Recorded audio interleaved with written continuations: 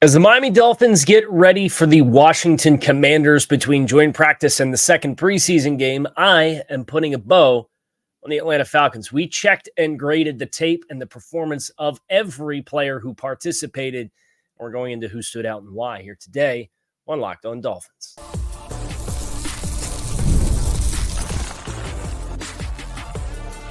You are Locked On Dolphins, your daily Miami Dolphins podcast. Part of the Locked On Podcast Network, your team every day. All right, Miami. Welcome to another episode of Locked On Dolphins. It is your team every day here on the Locked On Network. I'm your host, Kyle Krabs, a lifelong Miami Dolphins fan, host of Locked On Dolphins, co-host of Locked On NFL Scouting. You can find our shows on YouTube or wherever you listen to your favorite podcasts. Tip at the cap to our everydayers, because it is your team every day. We don't just say it. We live it here on the Locked On Network. Today's episode of Locked On Dolphins is brought to you by LinkedIn Jobs. LinkedIn Jobs helps you find the qualified candidates that you want to talk to faster. Post your job for free at linkedin.com/LockedOnNFL. That's linkedin.com/LockedOnNFL to post your job for free. Terms and conditions do apply. Had a chance to go back and watch over the coach's tape of the Dolphins preseason performance from Friday night against the Atlanta Falcons. And we won't do it with this timeline in season. But what we will do is all throughout the year, I have made the decision to keep a running tab and catalog of every player who plays a snap for the Dolphins and grade them for their performance, because I think that really provides more helpful insight. And there's resources that do this sort of thing. I know Fantasy Points Data Suite does this to some degree. The most popular one is Pro Football Focus. But the way that I'm going to do it is a little bit less driven towards creating a consumer product. And instead, it is an authentic catalog of positive and negative plays and net positive and negative plays. And then if you cut the film, you can have a corresponding library of, for every play that went wrong for player X, what was the play concept and why. And I'm really excited about this project and introducing it all to you here today, because we are going to do it all season long. We will have the conversations about the All-22 here on, I think it will be the Tuesday show for every Sunday game. It'll be 2 days after is my expectation. And then we'll build the library throughout the course of the season, which I'm pumped about. Couple things. Please do not ask me to show all 22 on the YouTube channel. This product was originally a podcast. It now is a podcast that lives in both audio and video form. But Locked On is not somebody who started their own YouTube channel to post all 22 clips on. Locked On is a part of the Tegna Media family, which means there are a lot more hoops and red tape that's required from a broadcast perspective and a corporate news agency that would need to be cleared before I can post all 22 here on the YouTube channel. I get the comments every year. Why don't you post YouTube channel? I know so-and-so and so-and-so and so-and-so and so-and-so do YouTube channels. Well, this is how I make my living. And if we put copyrighted material on that doesn't belong to us, there's no monetization of it, or they could show up at any time and monetize it, right? So that's the disclaimer. I did it in the first 4 minutes, so shame on you if you ask in the comments. I'll just say that right now. Look for the comments. I guarantee they're there anyway. The other thing is, how do you score tape? And I am taking kind of the foundational element of how Pro Football Focus does their scoring, which is their scale on any given play goes from a +2, which is really good, to a -2, which is like cataclysmically bad. The average expectation of execution of an assignment is a net 0. Every notch of performance that is above that, it could be a 0, it could be a 0.5, it could be a 1, it could be a 1.5, it could be a 2. I would say in recent Dolphins perspective, let's go with the 2022 game in Buffalo, right? The Jalen Waddle touchdown play in that game is probably a 1.5. It's an explosive play. It's late in the game. Big catch and run opportunity. Was there a coverage bust? Yes. But the negative assignment of that play would then go back into Buffalo's side of the grading, which we're not grading the other team. We're just grading the Dolphins players. The game-winning touchdown pass from Tua to Tyreek Hill against the Chargers. That'd be a +2 for Tua, and that'd be a +2 for Tyreek Hill. It's a difficult degree of catch, and it's a difficult degree of throw. If you have a coverage bust and lose a game, that's going to be a -2, right? But the vast majority of these are, hey, he did a really nice job on that assignment that he had. Even if he's not around the play, that player gets a +0.5 point. And you do that for every player on every play. And at the end, it gives you a net sum, positive or negative, of that player's contributions to the effort in the game. So I've done this for the first preseason game already. And for the preseason, I'm going to be putting the scores up for everyone to consume on Touchdown Miami, which is where I do my Substack stuff. If you're watching on YouTube, I will share my screen and we will walk through offensive and defensive grades here on YouTube. Be a great time if you're just an audio listener, and there's nothing wrong with being just an audio listener. I have stuff that I listen to on just audio. At least head over and hit subscribe on YouTube. That way you can see, you can click the bell, get the notifications. If there is content that has visual aids that you feel may further amplify your Dolphins fanhood and experience. That's my goal here.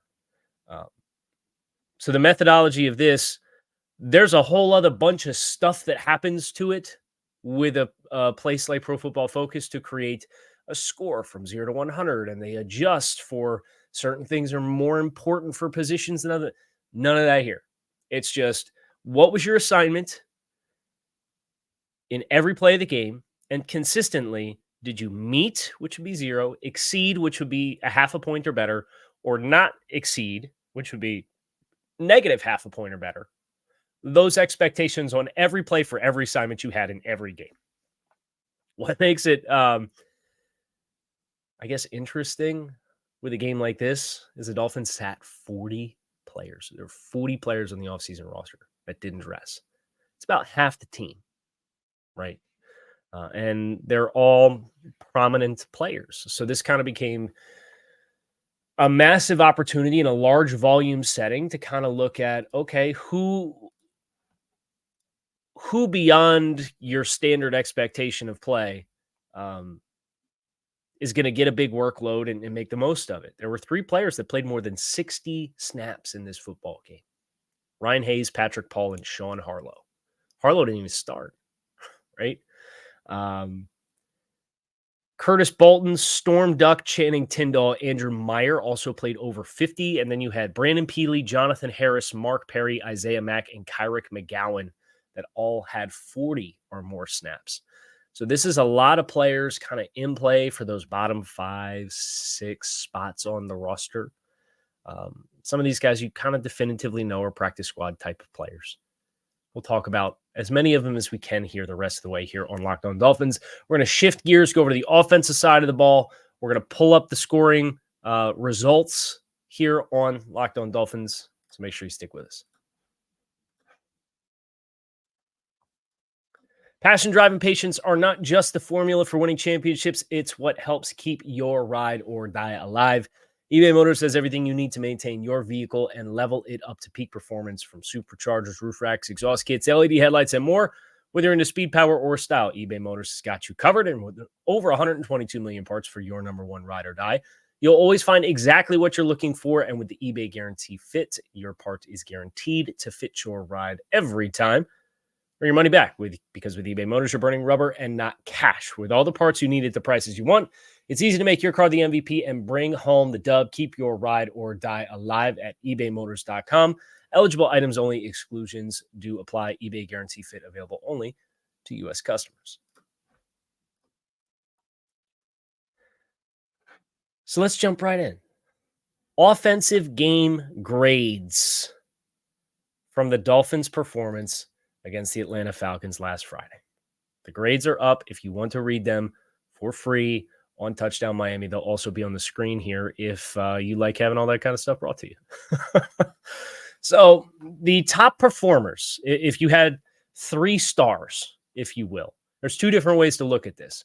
Who had the biggest raw positive output on a volume from a total volume standpoint or on a per play basis? So if you grade the players by how frequently their total game score trended above expectation on a play-by-play performance. Jalen Wright, running back, Tennessee, rookie, 4th-round pick. Jack Driscoll, free agent interior offensive lineman. River Craycraft, wide receiver, savvy vet, has killed it in camp. Those are the top 3 guys from and there's a pretty significant kind of gap between their per game grades. Jalen Wright played 22 snaps. Jack Driscoll played 37. River Craycraft played 17. Then you're down into the likes of a couple of, 3 rookies in a row. Malik Washington, Hayden Rusi, Patrick Paul, and then you got Chris Brooks and Jeff Wilson, Lester Cotton, Sean Harlow, Jaquan Burt. Those were the players that on offense, the entire body of their work, when you added up all the plays with the negatives, the net positives and net negatives, had a positive game contribution to their name. Jalen Wright, the added yards, I think, was the biggest thing that stood out to him. Obviously, the quick throw to the perimeter in the second half that Mike White throws him, and it's behind the line of scrimmage, and he bobbles it, and he has to double all the way back around and come all the way back around the formation. That's a highlight play. That's going to get posted on social media anywhere and everywhere you can find it. And people are going to comp it to plays that other players have made in the past that have been really good players, and rightfully so. But that play doesn't define Jalen Wright. He had the 2 or 3 chunk gains up the left sideline with added yardage after contact. The Dolphins ran power on their touchdown run after the fumble that was recovered by Isaiah Mack. And the way that Jalen Wright pressed that line of scrimmage, fell in line behind that puller, and then made the cutoff of where the linebacker went, that was really high-level stuff. That graded as a 1 on that -2 to +2 scale, that touchdown run from Jalen Wright. So really encouraged with what he brought to the table as a player who wasn't overwhelmed by the speed of the game. There's another gear that this can kick into when the first team's out there, but nevertheless, first sampling of NFL play to, I don't want to say dominate, but to have a lot of really good stuff happen across less than two dozen plays. Miami's got to feel really excited about. Jack Driscoll, I thought, was really consistent. Did he pitch a perfect game? No. He did have a few net negative plays, but that speaks to the fact that he had the highest raw score. If you added up all his plays that were net positive or negative, the 4.5 points that he allocated across the whole game was the highest of any player on the team. And he did that on 37 snaps. There's guys that played 60-plus snaps on the offensive line. So for Driscoll, the fact that it came between center and guard, and there is, the only thing I will say to you is there are opportunities for you in the story to watch some of the clips of the players. And one of the ones that stood out to me from Jack Driscoll was he was going against one of Atlanta's rookie defensive linemen, and he takes a power rush, a bull rush. And Driscoll, right, like, he's not the longest, he's not the most powerful, he's not the heaviest anchor, he's an athletic body type. He's kind of built like Liam Eichenberg. And he takes a really heavy first blow, and you can see it jolts him. It really jars Jack Driscoll. But what he's able to do after that first contact is illustrate what I refer to as a dynamic base, where his hips are able to flex and hinge as his core absorbs a lot of this power. He keeps his hands fit. He has to kind of move his hips and reset his feet to get himself recollected again, but he stays attached on the body. His core absorbs the power. His hips are dynamic for him to kind of re-manipulate his base, and then he re-anchors and he turns and he walls that off. and he's 4 yards from the quarterback despite getting bowled for 4 yards. It's a really impressive rep against the guy that's probably going to play a lot of football for the Falcons.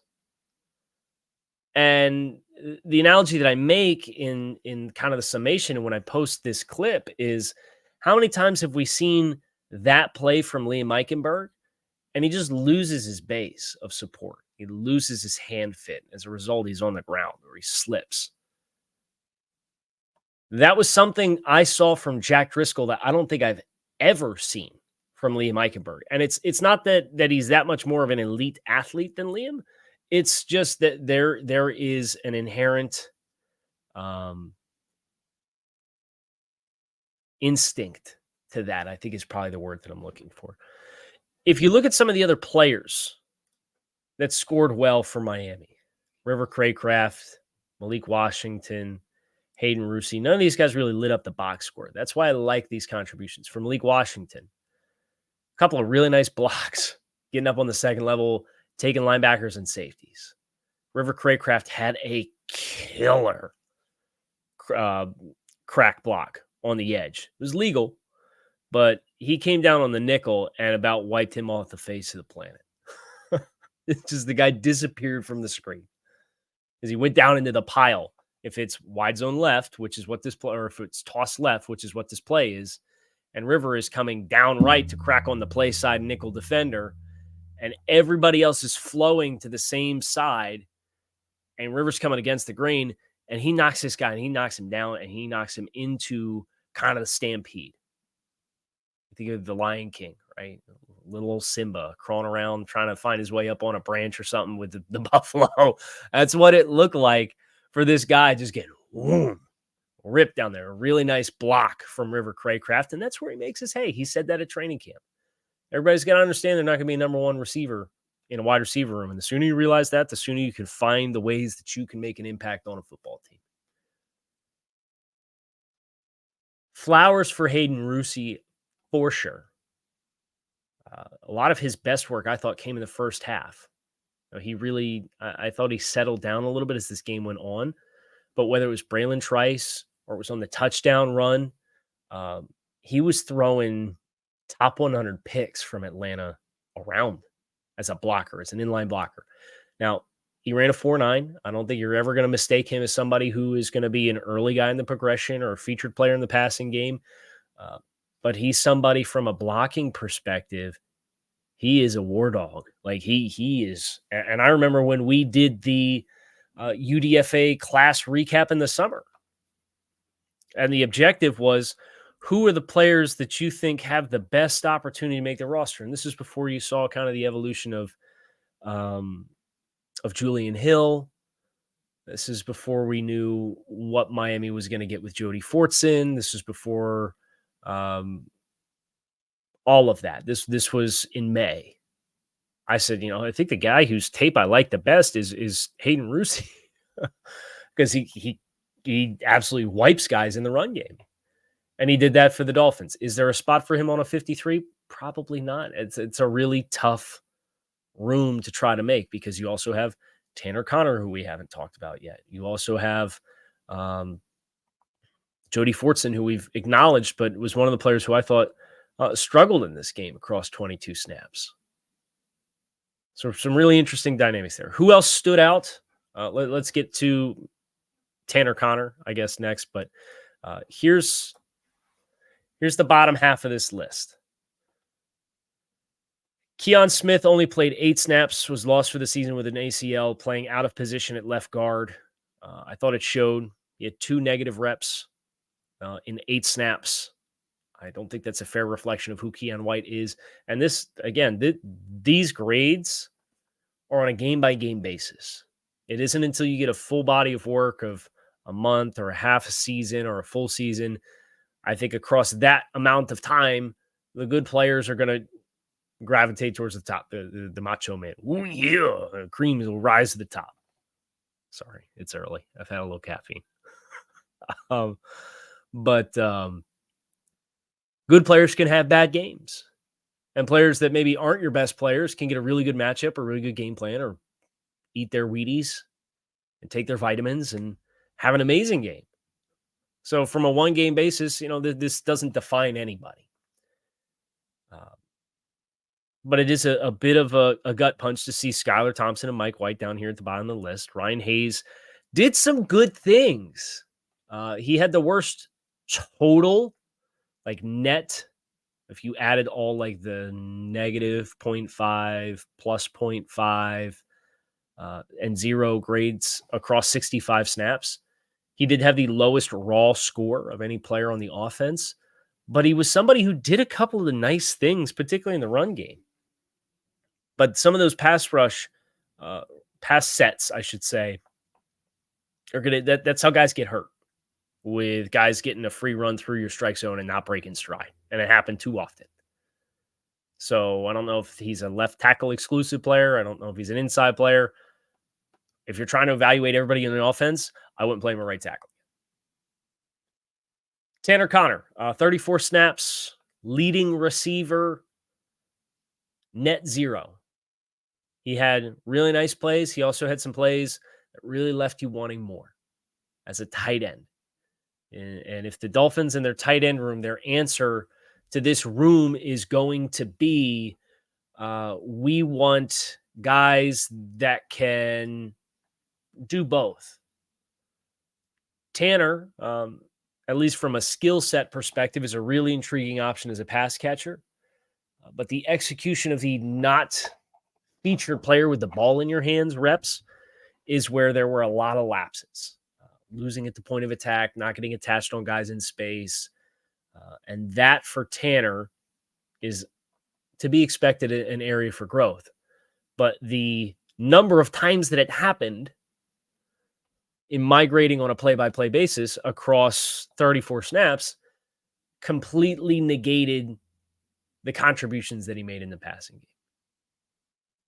And it's like, if he could figure some element of control out in that area of his game, I think you would be looking at a player that we'd be taking very seriously as a threat to make the 53-man roster. And he may still. I don't know how many tight ends they're going to carry.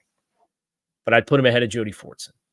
Jody, on a couple of occasions, he had the same issues that Tanner Conner did from a blocking perspective. It looked like there were a few times he was pretty uncertain of his assignments, and he's not playing fast right now. So that's Jody Fortson.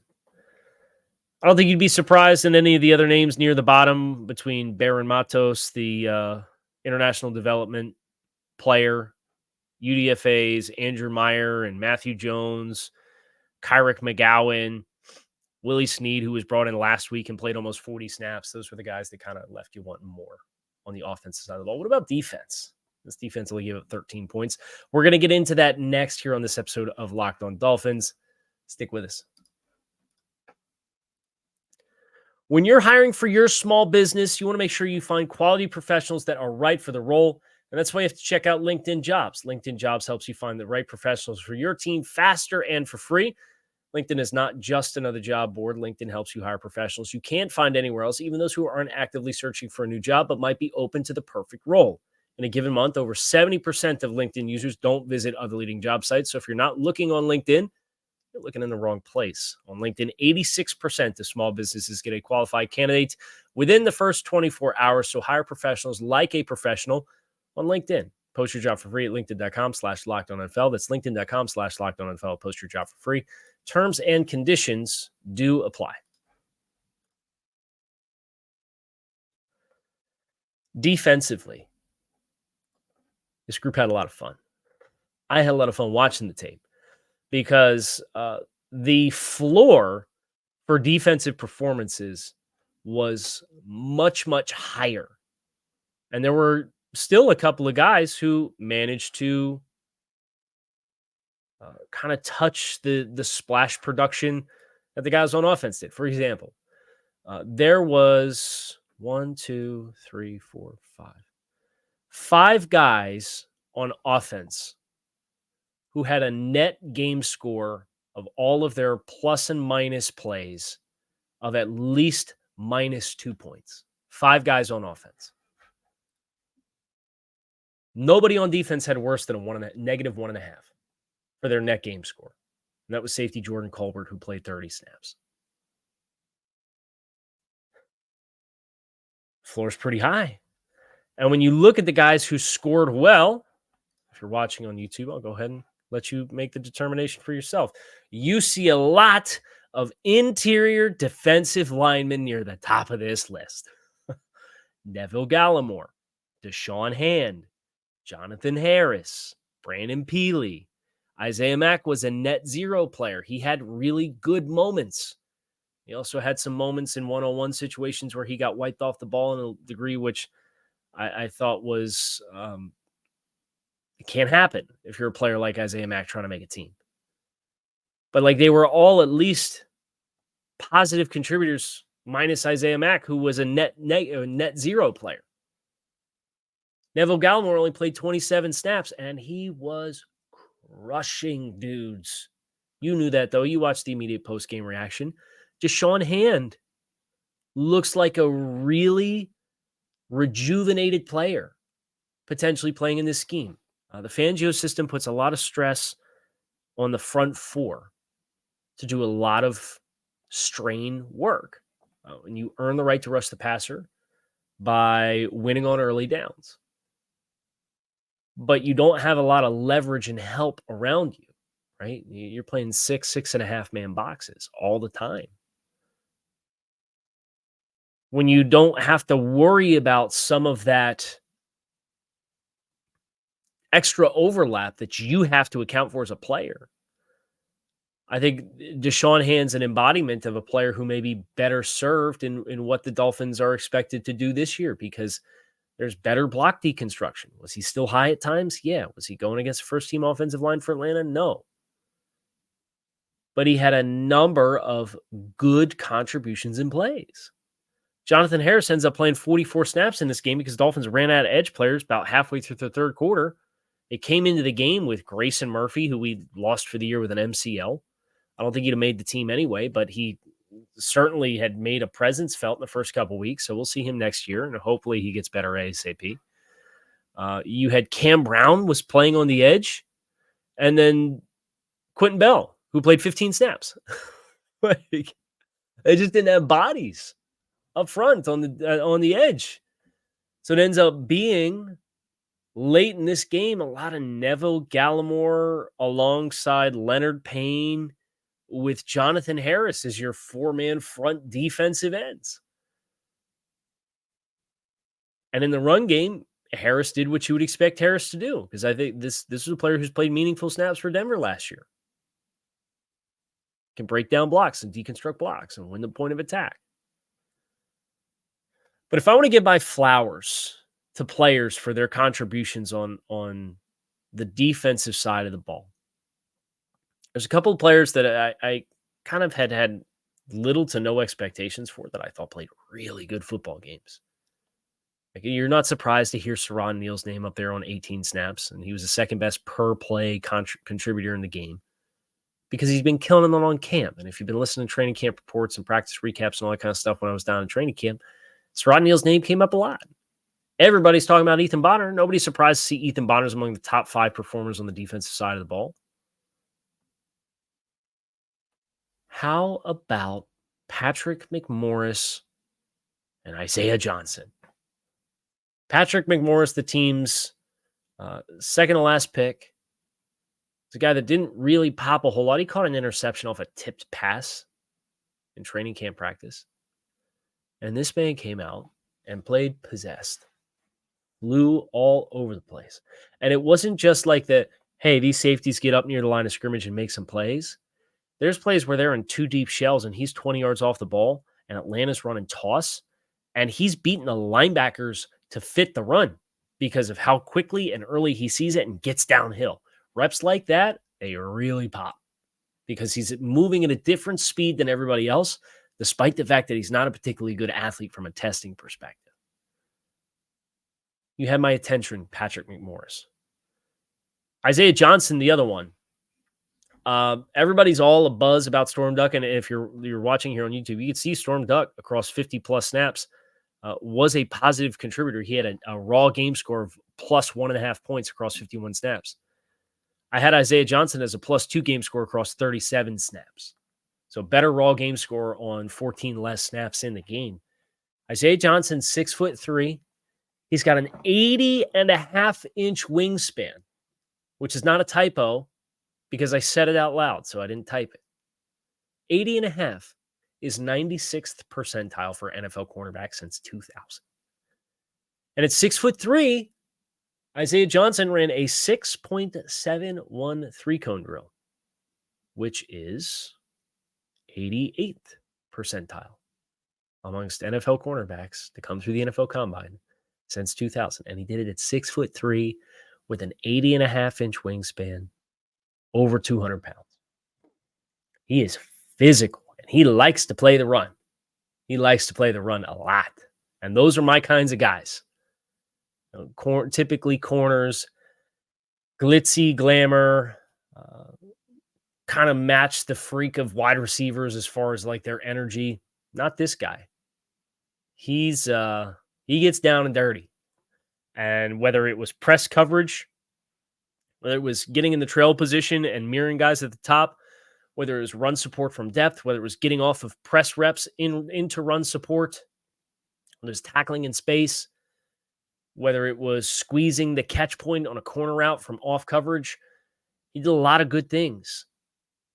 I am very intrigued by Isaiah Johnson and what he was able to put on display against Atlanta. As far as guys that maybe you want to see a little bit more from, I do want to also shout out Brandon Peely, had a nice game. Curtis Bolton was also the other one I wanted to shout out. And this is what makes it hard. There's a lot of good performances. Curtis Bolton played his rear end off, 53 snaps in this game. He's not the biggest guy. Came out of Oklahoma, so it's like the Big 12 defense type thing. As an undersized linebacker, is like 225. It shows up sometimes. Right? You get him in the pile, gets pushed around. Had one rep where he got a little too sucked up into a gap and then tried to bounce and mirror the back, and he couldn't do it, and he couldn't fight through traffic or light contact. And you just kind of acknowledge those are the limitations of the player like this. And the linebacker room is crowded, right? But Curtis Bolton, from a coverage standpoint, from a forcing checkdowns and rallying to tackle the football standpoint, he had a magnificent run fit in a red zone on the second to last Atlanta possession where they're down inside the 5. They first and goal from the 3. And they're trying to punch this thing in the end zone to tie the game. He presses up to an A gap. The B gap is open. He makes a lateral, almost like a running back would do a jump cut over into the adjacent gap, steps up and rallies and helps make the tackle in the backfield.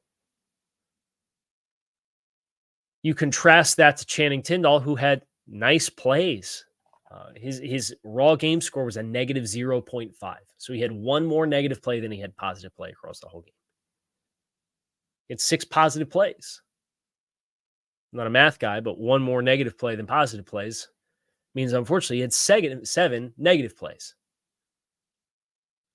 Plays where missing tackles, overrunning stuff to the sideline, or alternatively putting too much trust in our speed where we're ducking underneath of blockers and trying to make tackles behind the line of scrimmage and we're giving up the edge. Very up and down for Channing. And the other one that I wanted to shout out here real quick was Quentin Bell, who across 15 snaps had a negative 0.5. So he had a net negative performance by one play, right? But from a per play basis across 15 snaps, there were a couple of guys that on a per snap basis average performed at a lower level in this game. All the buzz for Quentin Bell was because of what he looked like in training camp and the first step quickness. And I think it's important to note, a lot of what Miami's scheme is going to do is probably turn guys on the edge loose. And you saw that with the best play that Quentin Bell had. They brought an inside player from depth as one of the rushers on the play, and it manipulated the offensive tackle where he's like, I got to step down and not let the guy run through the B gap. I got to protect my inside. And Quentin Bell is turned loose with his athleticism and length and able to close on the quarterback and help force an incompletion. That's good. I'll give Quentin Bell a little grace because his worst play was the touchdown run that the Falcons had because Quentin Bell had his hand in the dirt on the inside shoulder of the offensive tackle playing a 4-eye. He won't play there all season. I promise you. But if you're going to have a player who I think from a pass rush perspective, his most impactful players are going to be when he's turned loose and you're going to force people to block other guys and let him be an athlete in space on the edge. Because he tried this kind of cross chop. He tried to rip, tried to kind of Euro step around offensive tackles on the edge. The timing just wasn't there. That's the big thing for Quentin Bell. If you're going to live up to your potential and it's going to click and you're going to get a lot of snaps, especially now that we know that Jalen Phillips is back,